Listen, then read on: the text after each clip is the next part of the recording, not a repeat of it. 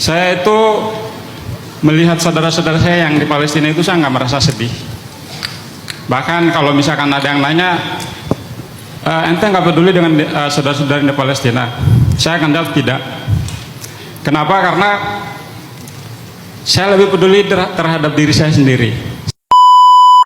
Saya itu adalah anak ketiga dari 5 bersaudara, dan saya sudah menjadi ayah sebelum menjadi ayah beneran.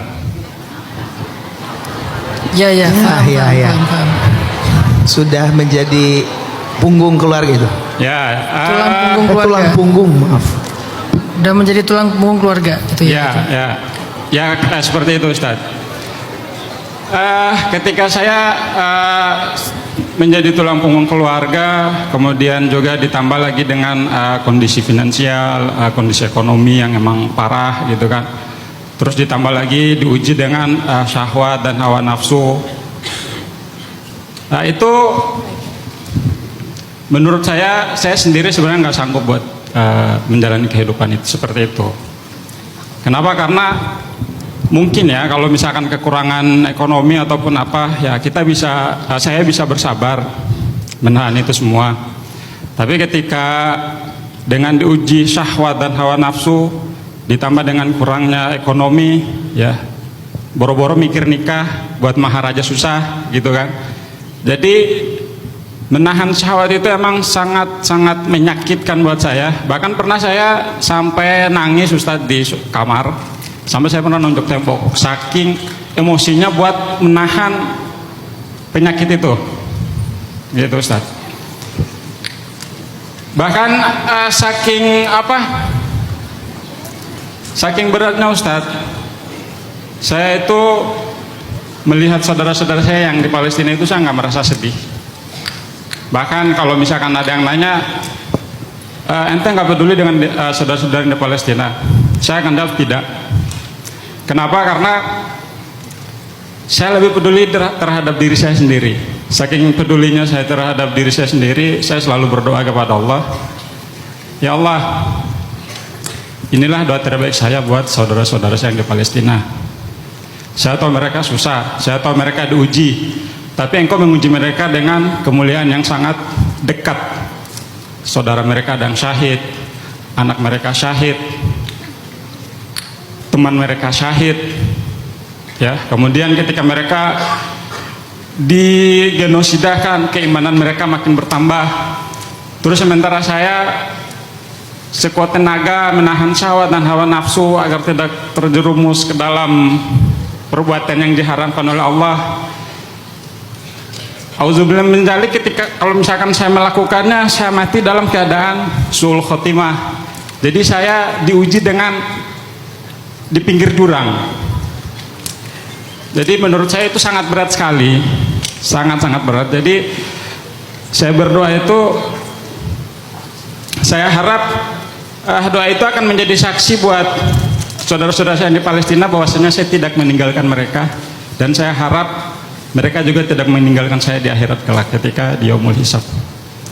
Jadi saya minta solusinya dari antum, Ustadz, buat berikan masukan yang terbaik buat saya pribadi yang mengalami kehidupan seperti ini, mungkin dengan teman-teman yang di luar sana yang mungkin ada pencerahan buat kami yang mungkin mereka bermaksiat bertobat lagi, bermaksiat bertobat lagi, itu kan jadinya ngambang antara suul khotimah atau tidak. Ya, makasih ya Ajo. Ajo tuh seseorang yang sebetulnya luar biasa ya, dalam ya. Ketika dia menyampaikan sebuah keresahan itu muncul karena iman Ajo. Karena kalau di hati Ajo nggak ada iman, Ajo nggak akan ngomong kayak barusan. Karena banyak orang yang justru dia bangga dengan dosa. Banyak orang yang rasa berbuat dosa itu biasa aja, nggak muncul lagi rasa resah. Ternyata salah satu ciri orang beriman itu adalah takut dengan dosa walaupun dia masih melakukan dosa. Itu ciri orang beriman. Walladzina yu'tuna ma ataw wa qulubuhum wajilah. Orang yang banyak beramal tetapi hatinya masih takut. Ternyata hati yang takut, wajilah, itu Allah letakkan di dalam surat Al-Mu'minun sebagai bukti salah satu ciri-ciri orang yang beriman itu punya wajilah, rasa takut. Siapa yang ngasih iman di dalam hatinya Ajo? Allah. Jadi Allah nggak ninggalin Ajo. Tetapi setiap orang diuji dengan caranya. Seperti kata Ajo tadi, ujian Palestina emang berat, tapi mereka diuji dalam kemuliaan, dan itu benar banget. Ujian kita emang ringan, tapi ujian kita di tepi jurang, yang kalau kita kepleset dikit, kita akan jatuh ke lubang kehinaan, dan itu juga benar banget. Ala syafa hufratin minan nar, kata Allah, di tepi jurang neraka, kata Allah. Jadi saya yakin Ajo ini bukan orang polos nih, orang yang ngerti banget nih. Makanya dia menggunakan istilah-istilah yang sebetulnya itu memang ada dalam Al-Quran. Dan pemahaman dia tentang Palestina dan dirinya itu tuh keren sih. Makasih Ajo udah memahamkan kita juga, ngasih saya sebuah sudut pandang. Saya jadi malah merenung ya, gara-gara Ajo saya malah jadi kayak, waduh, gue nih gitu. Jadi kayak kita ngerasa juga kan semua kita pendosa kan, cuman Allah menutup aib kita aja kan. Jadi kita kayak ngerasa iya ya, kayak kita nih banyak dosa juga. Tapi oke, karena Ajo udah meminta, saya coba ngasih pandangan dari ulama, bukan dari saya. Karena nasihat itu adalah harta yang hilang dari seorang mukmin, kalau diminta harus dikasih. Sebagaimana barang hilang kalau kita pegang, orang yang punyanya minta harus kita kembalikan. Karena Ajo udah minta. Ajo nanti coba di rumah dalam kesendirian sering-sering ngulang firman Allah di dalam surat Az-Zumar, surat 39 ayat 53.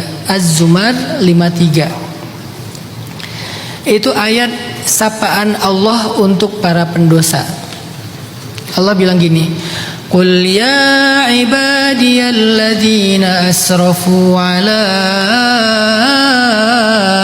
anfusihim Qul ya ibadiyalladzina asrafu ala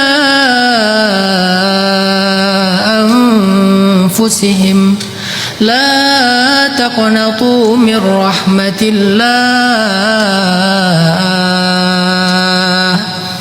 Inna Allah yaghfiru dzunuba jami'a